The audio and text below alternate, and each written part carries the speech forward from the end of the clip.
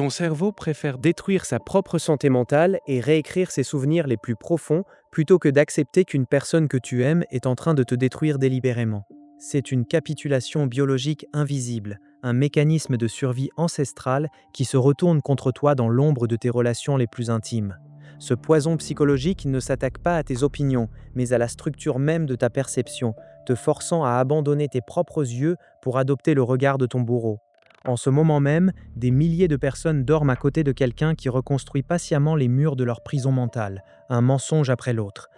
Le mécanisme dont nous parlons aujourd'hui dépasse le simple mensonge ou la manipulation ordinaire. Il s'agit d'une véritable ingénierie de la démence induite, communément appelée le gaslighting.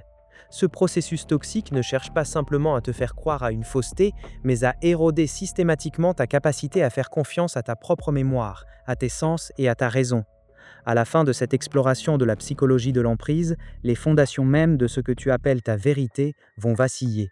Tu vas enfin comprendre pourquoi tu as parfois l'impression de devenir fou au milieu d'une dispute qui semblait pourtant si simple au départ. Ce n'est pas un dysfonctionnement de ton esprit, c'est le résultat d'un protocole précis, appliqué avec une régularité chirurgicale par ceux qui ont besoin de te posséder pour se rassurer.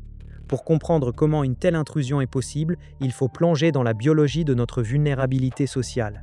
L'évolution humaine a façonné notre cerveau pour prioriser l'appartenance au groupe et la connexion à l'autre bien avant la vérité factuelle pure.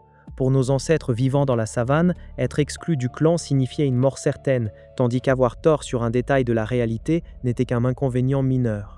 Dans une étude marquante menée par la chercheuse Elizabeth Loftus en 1996, il a été prouvé qu'il suffit de suggestions verbales répétées et d'une attitude d'autorité pour implanter de faux souvenirs extrêmement précis dans l'esprit d'un individu sain. Loftus a démontré que notre mémoire n'est pas un enregistrement vidéo immuable, mais un échafaudage de reconstruction permanente, hautement malléable et influençable par les récits extérieurs. Le manipulateur utilise cette faille biologique comme un levier. Imagine que ta mémoire soit une bibliothèque de documents officiels. Le gaslighter ne brûle pas la bibliothèque, il s'y introduit chaque nuit pour modifier une ligne, un mot, une date sur chacun de tes rapports. Au réveil, tu constates une incohérence entre ce que tu as vécu et ce qui est écrit. Quand tu exprimes ton doute, la réponse tombe, froide, assurée, presque compatissante. Tu es fatigué, tu as toujours eu une imagination débordante, ou pire, tu es paranoïaque, tu doutes. Voilà le premier point de rupture. Ce minuscule doute initial est le virus qui va infecter tout le système d'exploitation de ta pensée. Pour préserver le lien avec cette personne que tu as choisie, ton cerveau préfère sacrifier sa propre version des faits. C'est un compromis biologique terrifiant. Tu abandonnes ta réalité pour conserver ta relation. Mais franchissons maintenant le seuil de la manipulation ordinaire pour entrer dans la phase de haute intensité, là où la dépendance devient absolue et irréversible. Le but ultime du gaslighting n'est pas de gagner une dispute administrative ou de cacher une infidélité passagère. Le but est de détruire ton autonomie épistémique, c'est-à-dire ta capacité fondamentale à déclarer ce qui est vrai et ce qui est faux sans avoir besoin de l'approbation d'un tiers. Lorsque cette capacité est anéantie, tu te retrouves dans un état de détresse psychologique totale, une dérive cognitive où tu ne peux plus faire un pas sans chercher le regard de l'autre pour savoir si le sol sous tes pieds est solide. Dans ses recherches fondamentales publiées en 2019, la sociologue Paige Sweet a mis en lumière que le gaslighting fonctionne en exploitant de manière chirurgicale les inégalités de pouvoir et les vulnérabilités affectives des individus. Elle démontre que ce processus ne se limite pas à un conflit de couple, mais s'apparente à une véritable stratégie de dépossession où la victime est méthodiquement coupée de ses points d'ancrage extérieurs pour que le manipulateur devienne son unique source d'information et de validation. On te répète souvent que l'amour demande de l'empathie et des concessions, mais la science de la manipulation sombre révèle une vérité bien plus froide.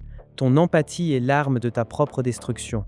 Plus tu es capable de te mettre à la place de l'autre, plus tu es prêt à accepter son point de vue, même s'il contredit ce que tes propres yeux viennent de voir. C'est une inversion totale des lois de la survie psychologique. Le manipulateur le sait et il utilise ta bienveillance comme un outil de torture mentale. Le contraste entre ton état d'esprit avant l'exposition à ce poison et ta réalité actuelle est saisissant. Avant, tu savais qui tu étais, tu prenais des décisions avec assurance, tu avais des certitudes basées sur ton expérience. Aujourd'hui, chaque choix est une montagne, chaque souvenir est suspect, chaque dispute se termine par tes propres excuses pour des fautes que tu es incapable de nommer clairement. Comment en es-tu arrivé là ? Ce n'est pas une perte de force ou une faiblesse de caractère, c'est le résultat d'une exposition prolongée à une distorsion de la réalité qui a modifié la chimie même de ton attention et de ton discernement. Pour naviguer dans ce brouillard et reprendre le contrôle, tu dois apprendre à décoder les 3 signatures comportementales de cette agression invisible. Ces 3 schémas sont les piliers sur lesquels repose l'emprise, et les identifier te permettra de voir le piège avant de tomber dedans. Le premier schéma est la triangulation du doute. Le manipulateur ne se contente pas de s'opposer à toi en tête-à-tête. Il va chercher des alliés imaginaires ou réels pour valider sa version des faits et fragiliser la tienne. Tu l'entendras dire des phrases comme « Même tes amis trouvent que tu réagis de manière disproportionnée en ce moment » ou « Tout le monde est d'accord pour dire que tu es instable ». En créant cette fausse majorité, il active en toi la peur panique de l'exclusion sociale. Ton cerveau capitule devant le nombre, préférant s'aligner sur la meute plutôt que de maintenir sa propre vérité dans la solitude. C'est une stratégie de harcèlement cognitif qui isole ta conscience en lui faisant croire que le monde entier partage le verdict du bourreau. Le deuxième motif est le déplacement systématique de la charge de la preuve, combiné à un procès d'intention. Lorsque tu exposes un fait concret, indiscutable, une preuve écrite ou un comportement précis, le manipulateur va instantanément dévier la conversation pour faire de ta réaction le véritable problème. Le sujet n'est plus ce qu'il a fait, mais la façon dont tu lui en parles. Ta colère devient une preuve de ton instabilité, tes larmes deviennent une démonstration de ton immaturité, et ta demande de clarté est requalifiée en harcèlement maladif. En quelques secondes, tu te retrouves à devoir te défendre de tes émotions plutôt que d'obtenir des réponses sur ces actes. Tu commences la discussion en victime d'une trahison, tu la termines en coupable d'avoir osé poser une question. Le troisième signal est la fatigue cognitive ciblée. Le cerveau a besoin d'énergie pour maintenir sa vigilance et analyser la cohérence de son environnement. Le manipulateur le sait d'instinct et va provoquer des discussions interminables, souvent tard dans la nuit, lorsque tes défenses frontales sont au plus bas. Il utilise des boucles de répétition, des digressions sans fin et des accusations contradictoires jusqu'à ce que ton esprit soit épuisé, saturé par la confusion. À ce moment précis de détresse physiologique, ton cortex préfrontal abdique. Tu acceptes n'importe quelle version, tu signes n'importe quel aveu de culpabilité, simplement pour que le bruit s'arrête, pour pouvoir enfin fermer les yeux. Laisse cette vérité résonner en toi un instant. Si tu regardes en arrière, vers ces moments de ton passé où tu t'es senti si profondément perdu, tu commences à comprendre quelque chose que tu n'arrivais pas à nommer.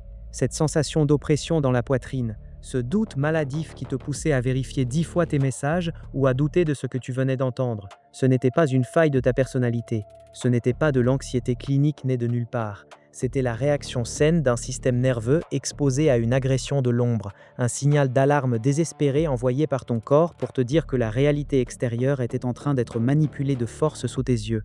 Tu n'es pas faible d'avoir cru à ces mensonges, tu as simplement appliqué les règles de l'empathie humaine face à quelqu'un qui jouait à un tout autre jeu. Tu possèdes maintenant la grille de lecture de cette architecture de l'ombre. Le pouvoir de ce poison réside entièrement dans son invisibilité. Une fois que tu as appris à repérer les engrenages de la machine, le charme commence à se briser. Tu n'as plus besoin de prouver ta vérité à celui qui s'efforce de la détruire. Ta perception n'est pas négociable, elle ne requiert aucun consentement extérieur pour exister. Reste sur tes gardes car ce que nous venons de mettre en lumière n'est que la surface d'un réseau bien plus vaste de dynamiques de pouvoir et d'attraction souterraine. Il existe des mécanismes encore plus profonds, des leviers biologiques qui dictent tes choix les plus intimes sans que tu n'en aies jamais conscience. Ce que tu découvriras très bientôt va bousculer tout ce que tu penses savoir sur les forces invisibles qui régissent l'attachement humain.